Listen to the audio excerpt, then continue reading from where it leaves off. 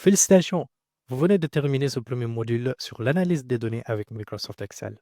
En chemin, vous avez acquis des compétences essentielles, ce qui vous permettront de structurer, analyser et visualiser vos données de manière efficace. Reprenons ensemble les points clés que vous avez appris. Vous avez commencé par vous familiariser avec l'interface d'Excel en explorant la disposition des onglets, des cellules et des feuilles de calcul, des éléments essentiels à toute manipulation de données.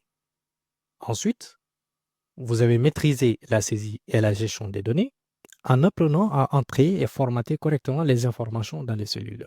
Vous savez maintenant comment appliquer différents formats, du texte, des nombres et des dates, etc.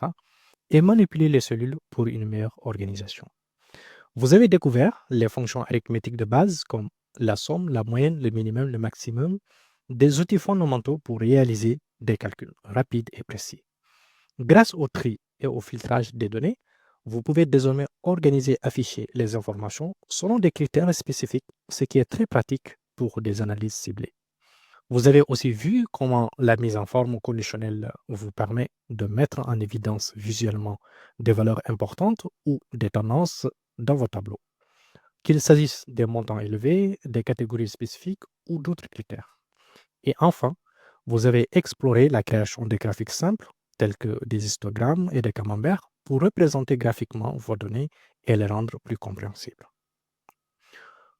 Pourquoi cela était-il important et pourquoi je voulais insister sur ces points? Ces compétences que vous avez acquises sont fondamentales pour toute personne qui souhaite travailler avec des données, que ce soit pour la comptabilité, des ventes, du marketing ou même la gestion de projet. Excel est un outil incroyablement puissant et en maîtrisant ses bases, vous avez déjà une longueur d'avance pour exploiter tout son potentiel dans des situations réelles. Maintenant, quelle est la suite? Dans les prochains modules, nous irons encore plus loin. Vous apprendrez à utiliser des fonctions plus avancées, à automatiser des tâches avec des macros et à manipuler de gros volumes de données avec des outils comme Power Query et Power Pivot. Vous découvrirez également comment utiliser Microsoft Excel pour faire des analyses plus complexes et créer des rapports dynamiques et interactifs. En attendant, prenez le temps de vous entraîner avec les concepts de ce module. Comme pour toute compétence, c'est en pratiquant que vous deviendrez beaucoup plus efficace. Avant de se quitter, j'aimerais quand même insister sur ce point. Je vous invite à participer aux échanges avec d'autres participants pour approfondir vos connaissances et partager vos expériences.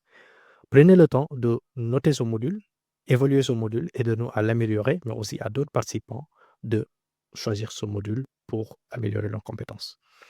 Et surtout, partagez vos projets personnels, partagez les projets sur lesquels vous avez travaillé, obtenez des conseils de la communauté pour voir comment vous pouvez vous améliorer. D'ici là, prenez soin de vous. On se dit à très bientôt.